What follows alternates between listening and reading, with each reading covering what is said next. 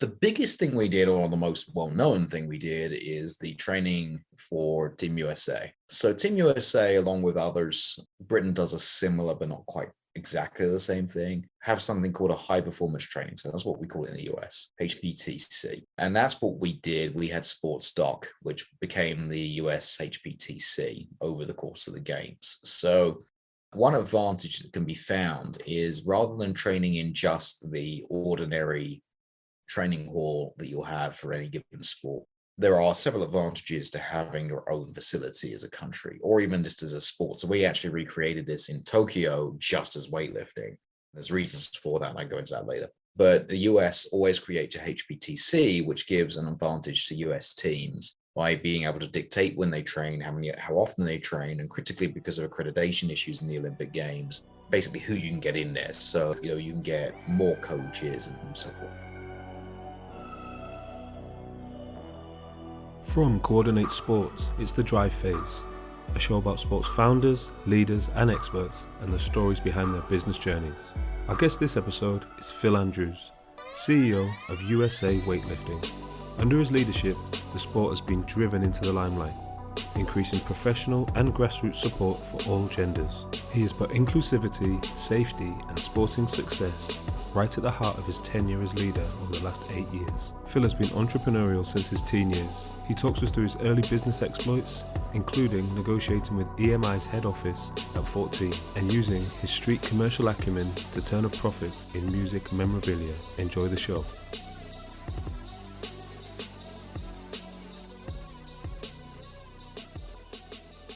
So our guest on the show today is Phil Andrews, Chief Executive Officer of USA Weightlifting.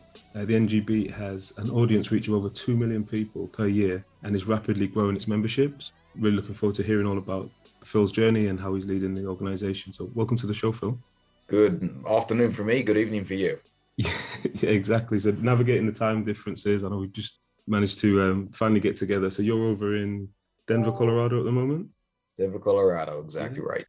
And what we tend to do is try and give our listeners a little bit of background on yourself, try and get them to let them know you a little bit more. And you're over in Denver at the moment, but you actually grew up over here in the UK. That's right. Whereabouts was that? So mostly a place called Southwold-on-Ferrers in Essex. So I grew up mostly in Essex. I lived in the Isle of Wight for my sort of very, very early years. Born in London, grew up in Chelmsford and Southwood, and went to school in Hertfordshire, a place called St Edmunds College. And then in my adult years, lived in a combination of a lot of different places: Sheffield, Coventry, very briefly in the Bristol area, and London. So awesome. And what was school like for you? If you're going to, I guess, describe your childhood, it sounds like you moved around a little bit. What was kind of the underlying kind of feeling of your childhood when you look back on it? That's an interesting question. I don't think I've been asked that.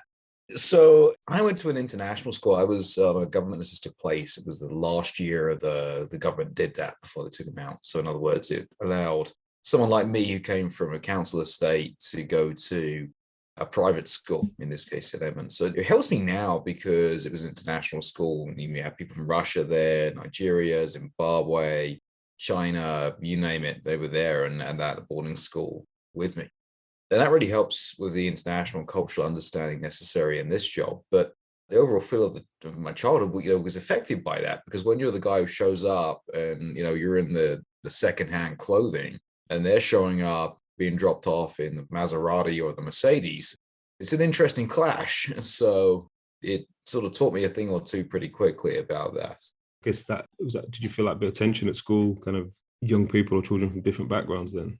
There's some tension there. I think because it was like a day school too, so you had affluent people from Hertfordshire, and nothing wrong with that. There were some great people amongst them, and affluent people from the, I guess, western side of Essex too, coming in every day. And then we had people who were weekly boarders like myself, who were generally English or lived in England and then went home at the weekends, and then full boarders who were from literally all around the world. And it was definitely a clash of cultures, a clash of upbringings. At one end you had myself, arguably on one end, it was one or two more. And as I say, I think what made this worse is we were the last year of it. So the year after me, that didn't happen. And then, everybody, the vast majority of the school was all made up of people who came from backgrounds where they had never faced economic challenges. in their families, or, and like one of my favorite experiences I tell about this is, I invited one of my friends over to my house, and my house is a terrace house in, a pretty poor suburb of Chelmsford at the time. And so we comes over, spends the weekend, and everyone's very happy. And then he invites me to his house, which he owned a couple of houses, or family owned a couple of houses in Leeds and a couple in Ilford. And so I assumed that I would be going there during what we called the half term. And because it was a boarding school, we went long. Those were 2 weeks in length. His dad shows up and he says, "Well, Phil, have you got your visa yet?" "I'm sorry, your visa?" And it turned out what he was actually doing was inviting me to Pakistan. So his family is one of the most affluent families in Pakistan. I ended up going and spending a couple of weeks in Lahore in Pakistan. It was a wonderful experience. And I did that in 3 or 4 other countries too, with similar sort of experiences, which again helped me now in my adult life. That's a great example of contrast for him inviting me to, fly over to Pakistan at their expense, I might add, was just like me inviting my friend to come over for a play date, come over and hang out. Right, exactly. So what about sport at school then? Obviously, I'm sure being a boarding school, strong traditions, sporting traditions, etc. But were you a sporty child? Was that kind of, would you say that's one of your focuses back then, or not? Yeah, yes and no. I mean, I played rugby for the school. I was a pretty good 200-meter athlete, not outstanding, but decent. Actually, one of my schoolmates, I guess, now works in the Olympic movement in PR, and he was a fantastic 200-meter runner for Ireland. Guy called Peter Stafford. I mean, we weren't particularly good friends in school. He was in the year above, but we did come from that same background. I always played cricket for the school as well, but nothing really outstanding. It was a decent, but not particularly well known school for sport. We had great facilities, and we had 1 or 2 superstars. Actually, the guy I was just talking about he would score 100 for the cricket team, no problem at all, in his first year at the school on the first 11, 7 years older than him. And then we had another one of my roommates from the boarding element of that, Stefan. He was a world-class tennis player. So you wouldn't have expected, based upon my school history, necessarily to expect me to be, leading a sport organization, let alone one that's arguably significantly changed its performance over time. And you definitely wouldn't have expected that organization to be in weightlifting. Looking at role models and inspirational figures in your childhood coming through school, would you say that was more on, it sounds like it, maybe your peers and other students rather than specific teachers or coaches that are kind of coming to mind at that point? Yeah, I'd say that's right. It's, I always taken an interest in sport. My big interest at the time was music. So I founded a business in the music industry when I was 14, named Flip9 Promotions. So I've always been someone who's got interested in something, really got involved real heavily. My start really came a little later in getting into sport administration or sport management. But, when I was 14, I didn't really want a lot of money. I just wanted to get involved in music for my own music career at the time, which was mildly successful in its goals. And, frankly, to get free tickets, backstage passes, and it's free merchandise. And, and looking back now, I was a kid at 14 years of age who walked into Parlophone Records, which is part of EMI, in Hammersmith, and just said, "Hi, I'd like to work with you guys, and here's my business and here's what I do." And sure enough, ended up working with Parlophone on some of theirs with OTEP. I love this entrepreneurial. So I know you kind of glossed over it. I started a business at 14. I guess huge achievement. Not many 14-year-olds are doing that. Not really. At the time, I thought I was entirely normal, of course. Yeah, and was that kind of just a confidence of youth, and it just thought, this is what I'm involved. Yeah. This is what I love. This is what I want to get involved in. What was the setup of the bit? What was the makeup of the business or the model? Was it kind of reselling merchandise? So we started off running things called street promotions. The street promotions is basically the guerrilla marketing tactics that bands and the music industry uses to get word out on the streets. It's the grassroots, like the street team, yeah. Pretty much. So my business was running those street teams, finding the people, getting the word out, grassroots growth of bands. I mean, probably the biggest one we worked with in England, at least, was Idlewild. We technically worked with Coldplay, but I mean, it was by extension of the fact they happened to be a Parlophone Records. No, I'll keep that on the CV. That one's fine. Yeah. Right, exactly. So but in reality, we were actually working with Idlewild, who were on a tour supporting Coldplay, and more of the nuts and bolts was surrounding Idlewild. And Idlewild, a relatively successful band themselves, of course. So, and I guess that business that's running alongside school days and then yeah. into university as well, or was it you kind of dropped it at a certain age? I sort of started to veer more towards sport when I got into university. We, the stuff of music, because I had a band which did fairly well. Again, I started to work with some of the PR people who know what they're talking about, got some really good producers involved. We played some really good gigs in London. And is that something we can link in the show notes then? Is it available? I don't know if it's online anywhere. It's a band called Ninth Angel. Angel, great. We'll try our best to find some clips. Right. Please don't. We were produced by a guy called Fran Ashcroft, who produced Blur and Damon Albarn stuff. Yeah. It was our PR guy who got involved and helped us sort of launch ourselves, was work with Iron Maiden and with Motorhead and a few others. So that had all sort of fizzled out by the time I got to university. So I was looking for another outlet, I think, and sort of stumbled into sport administration or sport, I guess ice hockey particularly, and I got really involved in that community. And I guess, what did that look like at the time? So we're talking, this is kind of late 2010s or no, sorry, 2008, 2009 maybe? You're testing me now. This has been mid-2000s, early mid-2000s. Yeah, like 2004-ish. What did ice hockey look like at that time then in the UK when you got involved? Well, we've always had the professional leagues, and that's not where I was getting involved yet. And, ice hockey over the years has gone up and down. Right now, actually, Britain, the national team's got really, really good. Many of the people who I was involved with on new at the time are still in that, albeit towards the top end of the career, back end of their career at this point. They're in the top league again. Actually, for a fun story over here, 2 years ago when they got back into the top league, I walked into a meeting and there was the president of USA Hockey. And he was watching Britain versus the US. We sat down and ended up watching it together. And he was like, oh, it's only the British game. We didn't know each other very well at that time. And we later got to know each other. This is the chair of the board as opposed to the CEO. And I don't know him well still, but we've got to know each other a little bit. But he remembers this. He didn't know I was British. So I sit down. I'm like, oh, no, this is great for me. And he's like, well, it's only GB. I think we lost that game 6-2. And I was very happy with both the 6 and the 2. And we later stayed in the top league, Britain, by beating France, which is surely the best way to stay in the top league. So my story, and I'm sticking to it, is we deliberately lost the game so we could beat France to stay in the top group. But GB's got pretty good, but we've gone through this period over the years where we've had the Super League, which, Anne Schultz came in, had the London Knights, and we've spent quite a lot of money, throwaway as it were, spent a lot of money on bringing a lot of players from the NHL and from Germany and from big leagues. And then we came into this period where we had what's now the Elite League.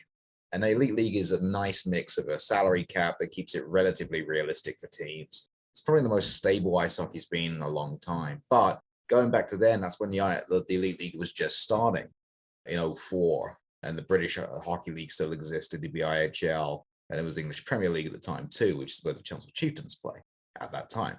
So I got involved really in the university setup, which was just emerging, something called the British Universities Ice Hockey Association, which has now been moved into, I think it's BUSA, BUSA now. It used to be Bucks, British University Sport.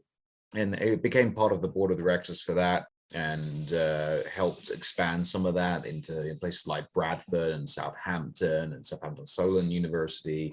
And really my big brief on that was going around and helping to found and support ice hockey teams across the country, which is a challenge in universities because most universities don't have ice in their city. Well, yeah, I was going to say that's got to be a challenge at grassroots level for a sport like hockey, ice hockey, like facilities, right? That's the number one, is you can't just turn up where people are. You've got to get them. No, it's not. You can't throw 2 jumpers down on a field and you've got an ice rink. That's it. I mean, maybe in parts of Scotland, but it's not in most of the UK. That provided some challenges, and you had games that faced off at 12:30 at night. And it was interesting. Just to get the ice time, just because that's when the only time you can get on the ice, right? Well, that's right, because at the time, dancing on ice was really big. So a lot of ice rinks really want to make their money from people basically figure skating, yes, but really recreational skating became huge, and that's how they make their money. So that makes sense. So then what happened is the NHL had something called a lockout, National Hockey League in the US and Canada, and the lockout meant that you had a lot of NHL players who weren't doing much. So first of all, we had some people come over and play in the UK professionally. Some just took the year kind of off, and a group called Hockey Stars for Hope came over and was bringing a bunch of lockout players to play in the UK, France, and Germany to raise money for youth hockey. So Me being me, I reached out to Hockey Stars for Hope and said, hey, would you mind playing the University of Sheffield and Sheffield Hallam University Bears, which is a combined team? And to my shock, they said yes. So we ended up having a university team play the National Hockey League, which is the equivalent in the FA Cup of Manchester United or Liverpool being drawn against, an Ishman Premier League team. So then that's how kind of I got started with getting involved in the pro ranks and ended up reaching out to a lot of the ice hockey community to try and establish pretty much a university all-star team. And if I remember correctly, the final score was 12-3, which is not bad for the very best league in the world versus it's respectable. Right. Some people who'd started playing hockey when they went to university. So it wasn't bad at all. And from there, I continued to be involved with Hockey Stars for Hope. We brought over a Legends tour the following year with NHL Legends, and then we brought over the Hanson brothers from the Slapshot movie. That gave me a lot of exposure to the professional guys, and that's how I got my first job, which was I got before I finished university. Mark Bernard, who's now the assistant general manager of the Chicago Blackhawks, was then in charge of the Basingstoke Bison. So he offered me a job as part of the results of that tour, if you like. And I ended up at Basingstoke, and that's how I got started in sport. It was at Basingstoke for a few months, a bargain basement team, ended up hiring the coach there. And so was that like a general manager position, equivalent general manager position? It was never called that, but I ended up doing exactly that. Yeah, I ended up, when I got there, Bernie left quickly to go to Norfolk Admirals because he got that offer, which left us without a coach, without any administrative staff except for me. And Bernie was also running the rink at the time. So I ended up essentially, yes, being the GM of the team. Thrown in at the deep end by the sounds of it. Yeah, well, exactly. At that point, I'm very early in my career. I can't manage my way out of a paper bag, never mind run a hockey club. So, I did well considering, some of the people that I brought into that before we signed Doug Shepard, who went on to spend a long time at the Basingstoke Bison. He was a player already. We signed him as player coach, which is a great guy. But I got in a few of the Brits before that because good British players are at a premium because there's only so many of them. So you have to get them early. So we brought down Gavin Ferrand and Greg Wood from Sheffield. So I had some links with them through what I mentioned with the university. And then brought in a guy called Eric Braff who I noticed had won Defenseman of the Year in the Ontario Hockey League in the juniors. He didn't have particularly good stats, but turned out to be an all-star player that year. So, and don't be wrong, Doug, it was still Doug's team. Doug could have cancelled that contract when he came in. Braffer continued with us and it was fantastic. He went on to play for Nottingham, who were one of the biggest teams. And we have signed in Blair Manning and Mark DeSantis, who were fantastic players. And then I got spotted from there by Coventry Blaze, who at the time were arguably the best run team. They weren't the biggest by attendance, but they were the best run team. They were defending champions. So I went up to Coventry and worked with them in a marketing commercial role, really putting butts in seats, growing the sport, somewhat contributing to the sponsorship side too, match day operations, things that are off the ice under Andy Buxton and the coach there, Paul Thompson, Sally Mayers, who looked after a lot of the commercial on the outside, and a guy called Mike Kelly, who, interesting enough, was from Sheffield. And Coventry is a lot I learned in Coventry, I really have applied to USA Weightlifting, particularly what I learned from Tomo there. When we won medals in the Olympic Games, I made sure to write to him and let him know that I really appreciate everything he told me, because otherwise we wouldn't be winning medals in the Olympic Games. Or at least we wouldn't have been able to put in some place on the strategies I did to try and make sure we got there. That's unfair to say we wouldn't be, because that sounds like I'm marginalizing what Kate and I and Sarah Robles did, and that's not my intent. They're phenomenal athletes, but we have to get them in the place to perform. And a lot of the things that I learned, I've used here in USA Weightlifting. Sounds like a hugely successful time in your career in terms of running through the hockey league and moving to different teams, etc., and building that experience. I'm really interested in the London 2012 Olympics and like kind of what you did around that and around operations. How did that segue happen in terms of with the university? And because I'm looking at the model, I've obviously done now, right. Looked into it. I'm thinking, this is a genius idea, kind of getting it all put ready. Was this a sideways move? My life has been a little bit random at times. So I ended up getting a little bit burned out at the Blaze. Ice hockey is what I really love to watch and love to do as a hobby. And it got to the point where I just wasn't enjoying it anymore because I was all concerned about the off ice as opposed to what's happening on the ice. And so I left Coventry Blaze and I'm working with a company called Unite Group, who also definitely taught me some things. And from Unite, ended up getting promoted there running their largest market, which was London. At one point, they said, well, we'd like to split your role into 5 spots. So I said, no, I'm good, and took the severance package, or in the UK, called redundancy package, but I hate the word. Then I ended up on an interim contract with David Lloyd Leisure, which, for those people who don't know, is a large racket fitness club chain. And then I got a phone call from a recruiter who wanted me to come over to the University of East London and work on their basically commercial operations. So things that make the university money that are not teaching. That was primarily looking at their residential, so that's like student accommodation, their sports side, their conferencing side, their events side. I didn't have catering underneath me, although it became part of the games. But was that kind of following, sorry to jump in, was that following kind of an investment? You see a lot of universities obviously building up their facilities, invest in accommodation blocks. Have they kind of already done that, or was it like a master plan we're going to build up? They did have some. They had some housing on site at Docklands. They never figured out how to fill it, and there was a process issue there, which this isn't a student housing business podcast. I should not bore with that. But I figured out what it was, and we filled the halls for the first time in over 100 years. Basically, the first time since the university was founded. So to jump to the Olympics was happening very close by to the UEL at Excel, and then UEL actually has another campus at Stratford, which is almost next door to the Olympic Park. By luck, it was really well located. And we already had some contact in place with the US Olympic and Paralympic Committee. And so what I did was, along with the people who were in contact with them at the time, was just really build up that business to the point where we had 32 different clients for the Olympic and Paralympic Games, and build up what the US was doing with that too. And that's, your next question is probably going to be, how did I end up going from there to the US? And this should answer that some is basically went through there to go to the US. That's how I met people, got contacts, networks, ended up in the US. Yeah. So in terms of when the games were on, that service, did you have, I guess it was kind of holding camps and training facilities for teams at the time, or was it more? So the biggest thing we did, or the most well-known thing we did, is the training for Team USA. So Team USA, along with others, Britain does a similar but not quite exactly the same thing, have something called a high performance training. So that's what we call it in the US, HPTC. And that's what we did. We had Sports Doc, which became the US HPTC over the course of the games. So one advantage that can be found is, rather than training in just the ordinary training hall that you'll have for any given sport, there are several advantages to having your own facility as a country, or even just as a sport. So we actually recreated this in Tokyo just as weightlifting.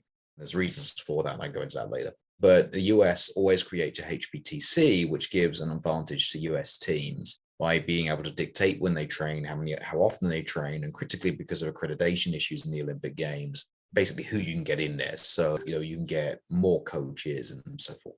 So that kind of like personal coaches rather than team coaches, and having that's kind of part of it. Personal coaches. You have as well training partners for some sports like judo and wrestling, especially the combat sports. We actually use that too in weightlifting, because it's great to have somebody from the same body weight category who can push you, or potentially a teammate you train with regularly that makes sense. So there's lots of reasons to have it. Those are the personnel is the biggest reason.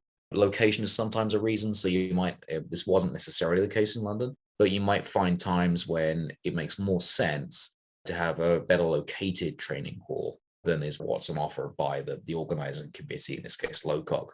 So it's almost like the home away from home for the full team. I'm assuming your role.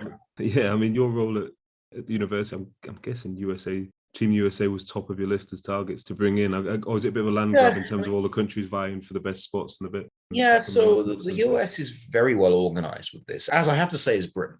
So, coronavirus has obviously caused a little bit of a delay in what we might look at for Paris and in Los Angeles. But, I will be in less than 1 month in Paris, already locking in what we're doing for Paris 24. So the US actually was already in contact a little bit with UEL by the time I got involved in this, because there's a guy there, now retired, he runs his own consultancy called Doug Ingram, who is an unbelievable asset to them, and basically goes out there and does this scouting work. There's others there involved too. I don't want to discredit them. It's just Doug was involved in the London piece of this, and still to this day he's helping me in Paris.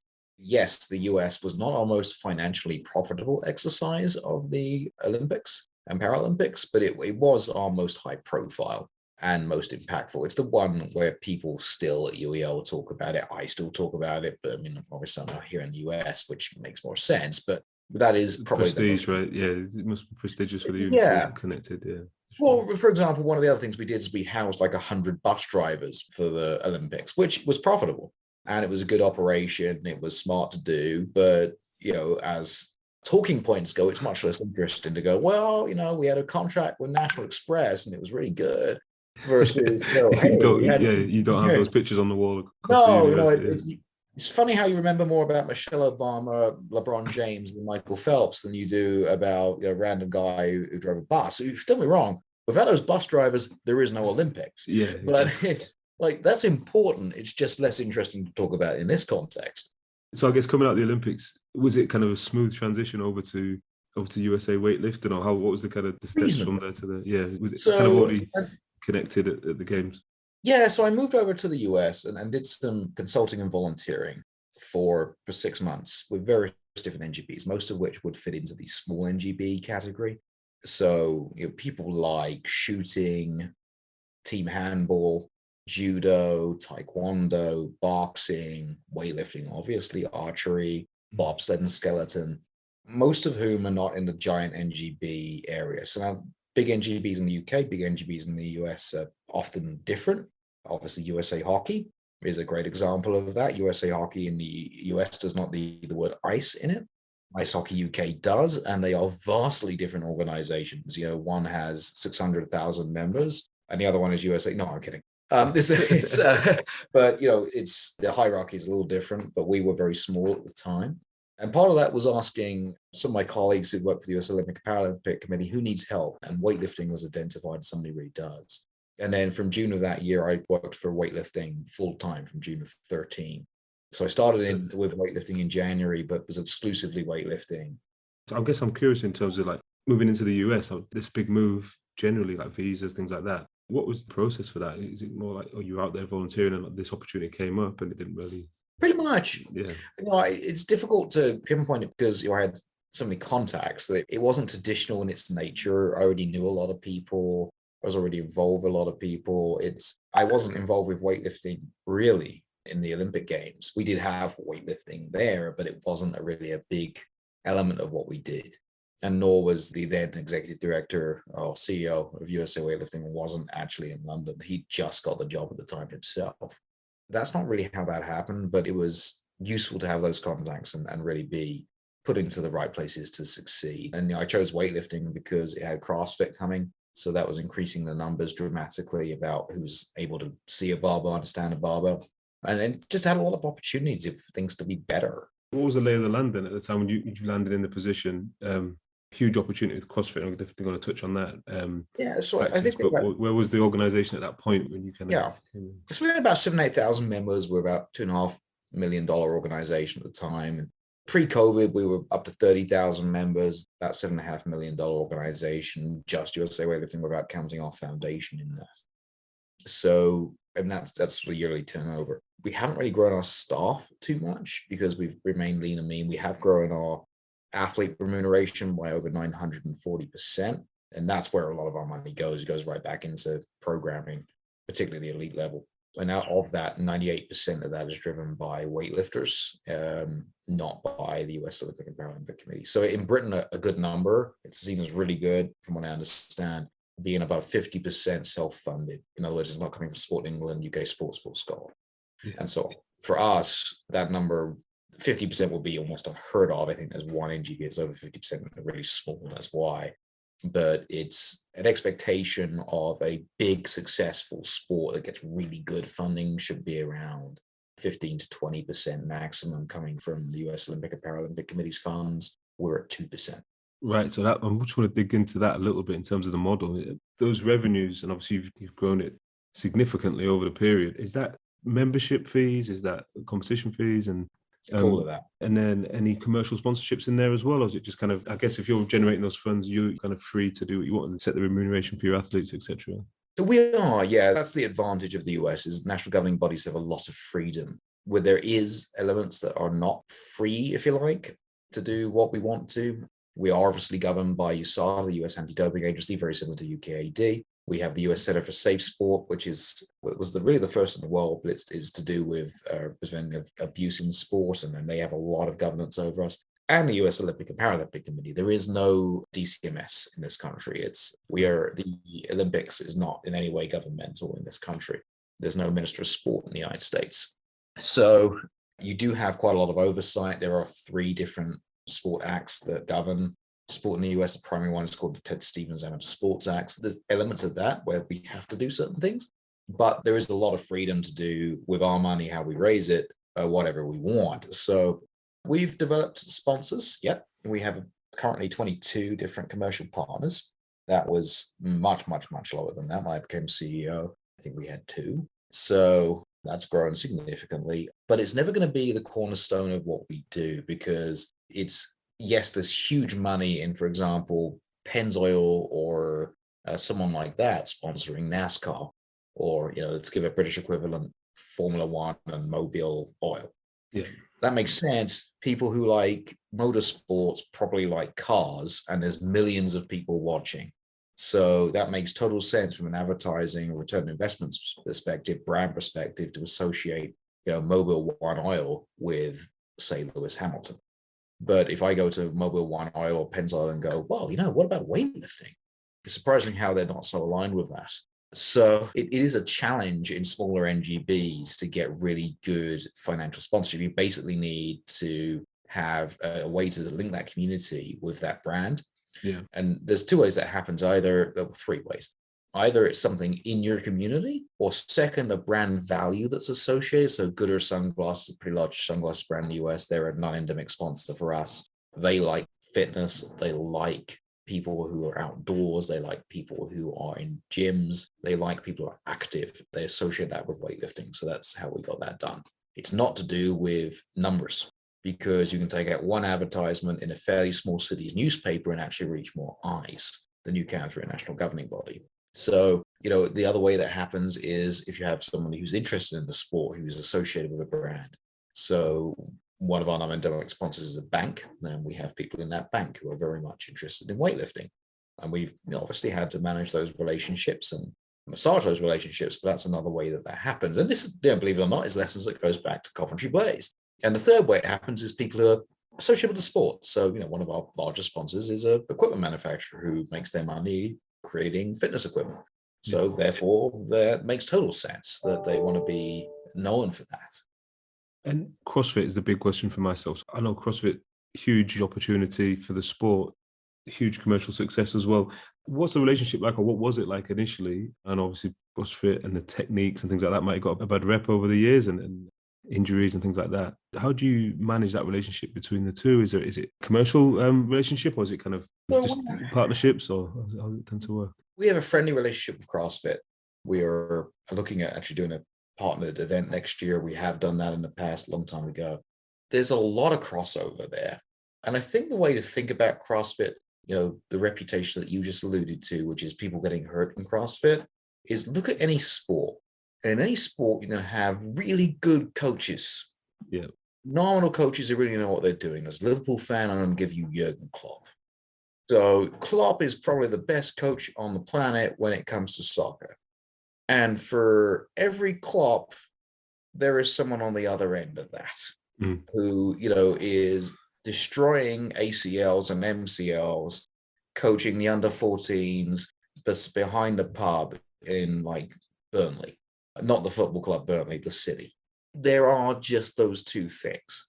The guy at Klopp is probably understood how to prevent injuries for his athletes, yet soccer is one of the worst injury-laden sports, football, in the world. Guy who's coaching behind a pub, who might have a son on the team, a little less knowledge than Klopp.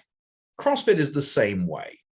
Right. You have people who are really, really good coaches who truly understand not only a snatch and a clean and jerk, but also all the other movements in CrossFit. And they understand how to coach proper form, how to coach proper technique, when it's appropriate to raise weight and when it's not, when you're pushing an athlete too far. And for every one of them, you have the opposite. who is, he's paid his affiliate fee, he might have done his coaching course, but there is a difference between certified as a coach and qualified as a coach. And that is the people who have generated their reputation come from this group down here. There are athletes who obviously play a part in that, who push themselves a little too far, but it is still down to the coach to say, hey, wait a minute. If you look at injury rates at things like the CrossFit Games, they're pinnacle, and CrossFit qualifiers and Granite Games and these types of events, they're much, much less. They exist, absolutely, but they are not massive in injury rate. Yeah, I'm assuming they're going to be equivalent to any other high performance sporting event, like in terms of. Also, I guess in terms of what CrossFit's done for mobility and things like that, those type of techniques that are getting exposed to just the average, potentially prior to CrossFit, might just been the average gym goer who didn't know how to kind of look after their body and maybe prehab and stretch and all that type of things. That's a huge plus. You're right. I mean, one of the things we really agree with CrossFit on and promote is the first step is getting off the couch. The first step is not getting underneath the barbell. The first step is getting under the couch. So we are not like a fan of people going like straight into the snatch and the clean and jerk. Is getting into the gym first, getting exercise first. It doesn't have to be. You don't go from 0 to the Olympic Games. So CrossFit has done a lot in terms of putting a barbell into people's hands. It's done a lot in terms of helping people understand that strength's a good thing. It's done a lot in terms of particularly making it acceptable for a female to do strength sports. That's been a massive cultural impact, I think, for us, but also for England and for Australia and others. And it's really done a good job of creating variety because we have two lifts, the snatch and the clean and jerks. The training regimen for weightlifting can be quite monotonous. So including some elements of CrossFit is really good. There's a history of people doing really well coming out of gymnastics or throwing or other dynamic sports coming into weightlifting. That's not a surprise. And CrossFit ultimately merges weightlifting and gymnastics. There's 7 elements to CrossFit, but those are the biggest 2. And so as a result, it makes sense. People are coming through that. They're getting variety. They're getting things that make sense to help their weightlifting in general. Now, yes, if you're going to be a weightlifter who's going to be very successful, you absolutely need to specialize in weightlifting. If you're going to be a CrossFitter who's going to be very successful, you absolutely need to specialize in CrossFit. But it's entirely possible to do both. Normally ask about the future of the sport and the organization, but is there a future or a world where CrossFit boxes are kind of affiliated or affiliated to USA Weightlifting or have like a certain process to go through? Yeah, we have about 1,300 clubs. About half of those are also a CrossFit affiliate. Amazing. What is the future in terms of looking at what you're doing? Obviously, massive increase in revenue and memberships. Is that just kind of exponential, or have you got a goal for the next 5-10 years for the organization to say, this is where I want the sport to be prior to Paris or is it around medals? Yeah. I mean, look, it's a challenge right now because we're still recovering from coronavirus. The issue is we took a hit in membership going through into Corona, and then we took a hit coming out of coronavirus because, we're ultimately money just isn't there in a way it used to be. So the first goal is stabilization. The first goal is get back to where we were. Yeah. We've always been the innovators, the out in front, the first to do in the US. And that's okay. And we want to do more of that. The first 6 months, especially of next year, are going to be okay. Let's stabilize. Can we get back to 95 to 100% of pre-COVID membership? Can we get our events back up to the same level as they were in 2019? So that's our first goal. Then we always said last quad was about it being going for medals, quite frankly. So in other words, what I use in the US is where the St. Louis Blues trading for the Star Center at the trade deadline, try and win the Stanley Cup. So when you do that, there's payoffs. Our payoff at the time was we didn't focus as much on our grassroots and our community. And just like a team that's doing that, the St. Louis Blues have to go out, I'm using St. Louis as just an example, have to go back and start drafting and rebuilding their team. We're sort of in that same position, that we're lucky enough to have a good grassroots, but this quad becomes about focusing much more on making sure we have the pipeline, we have our youth and juniors, and we have our grassroots, including also our masters, honestly, in there. And is there any additional, I'm assuming there definitely is additional pressure going into the next, going into LA from obviously being a home games. Does that attract any more support from the US Olympic Committee financially? There isn't. We, in the context of Corona, and the context of less income coming into the USOPC, overall money went down going into next year from the USOPC going into sport, which puts the burden onto NGBs to raise more money. Ours from the USOPC, based upon our historic performance in Tokyo, did go up. So very pleasingly, we got a 98% increase from where we were. Now, we were one of the lesser funded NGPs, but it sounds a lot. It sounds a nice increase. It is. I mean, you can't be angry about that in a lot of ways. Would it like it to be more? Yes, but I can't grumble too much about doubling our funding. So, that does play into it, that doubling of funding helps us because we are ultimately going to see more money coming in the front door, which helps us fund our elite teams, which helps us put more money from us into some of our other activities. So there isn't a heck of a lot coming in for LA yet. I think that is an area where a lot of NGBs are looking at projects around 28 in their pipeline, and in a way we're no different. There isn't yet a national focus from a funding perspective on the LA 28 specific projects, but there is certainly an expectation that we ought to have as NGBs that we should be looking towards LA. And regardless of whether the USOPC comes in with more funding or not, regardless of whether they're able to, but remembering there's a difference between Los Angeles 28 and the US Olympic and Paralympic, and those are two different organizations, two different income structures. We as NGBs have to sort that out ourselves. And that's kind of the attitude we took at USA Weightlifting, is we can't sit around and wait for the US Olympic and Paralympic Committee to believe in us. We can't sit around and wait for anybody else to believe in us. We have to go out there and do it ourselves. We need to be better at the business side. We need to raise more money. We need to bring in more athletes. We need to do that. And then US Olympic and Paralympic Committee might join us in that party. And sure enough, they have. Yeah, and obviously this is going to be our showcase for all the home fans. I'm just switching gears, like a little bit more personal questions in terms of your routines and habits. Obviously, our listeners are interested in kind of hearing your story, but also how you manage that on a day-to-day basis. I'm assuming it's stresses like any other leader. Is there anything you kind of do every day or in your week, certain performance habits that you try and include to keep you working? Well, recently, I've carved out an hour every day to go to the gym. My physical health got really bad by dedicating a lot to USA Weightlifting, and there was good things about that. But, I've changed my routine, honestly, since coronavirus came about to make sure, I get up, between 4 and 5 a.m. every day. I have a certain routine before I go to the gym, but every single day, 6 days of the week, I should say, I go to the gym and exercise, and that's me time. The phone doesn't, unless there's a burning emergency that I know that's happening, the phone doesn't go with me. Unless it's the back line or something going off, then otherwise you... That's exactly it. So, the phone doesn't go to the gym. That hour is for me to work out my physical health. That's probably the number one thing I've done. I made sure to grow a hobby outside of weightlifting. In my case, that's skiing. I happen to live in Colorado, and did some of the best skiing in the world. It hasn't really cooperated a little bit of this year. Our first snow of the year since in Colorado, or not in Colorado, but in Denver, is since I think it's April. Is actually due on Thursday, so hopefully we get sun. But that's something I do on Saturdays and Sundays. Just again, that's something where you're not answering the phone, you're not working on stuff when you're on a ski slope, because if you are, you're pretty dangerous, and you're probably holding your poles only in one hand. Trust me, I've seen it happen, but it's not what you should be doing. So those two are really important to me. And one of the things, like I say, since coronavirus especially, that I've tried to work on is balancing my life and my work. That you're working something really interesting when you work in sport, and that's tough to put down. Yeah.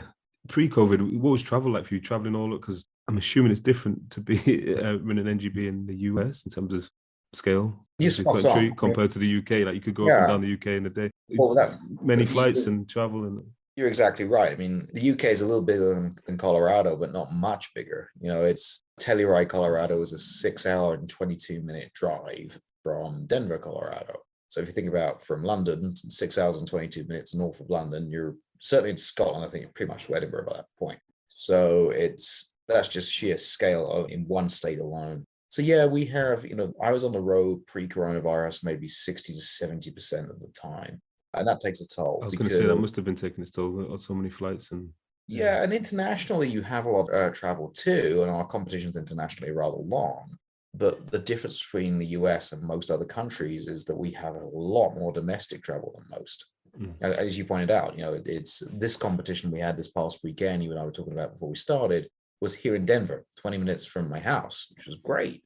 But we've had, I've been here 9 years and we've had 2 competitions in Colorado. So, usually all national competitions are all over the place because we have members all over the place. So, you have to remember USA covers everywhere from Hawaii, which is a 6-hour flight, I think it is, from Denver, to Alaska, which is also a 6.5-hour flight from Denver, to New York, Boston, and Maine, which is about a 3.5-hour flight, down to Florida, which is again about 3.5-hour flight. So, if you think about, if you get on a plane from England, you fly 3.5 hours to the east, that's roughly me to New York, you're in Moscow.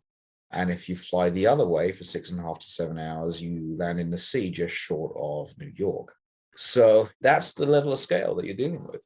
Phil, last question from me, and I really appreciate all your time. We always ask everyone who comes on like a bit of a reflective one. So if you could go back to when you were just starting out in your career, maybe just leaving university, and just give yourself one piece of advice to help you along your way in your career, what would that be if you could go back?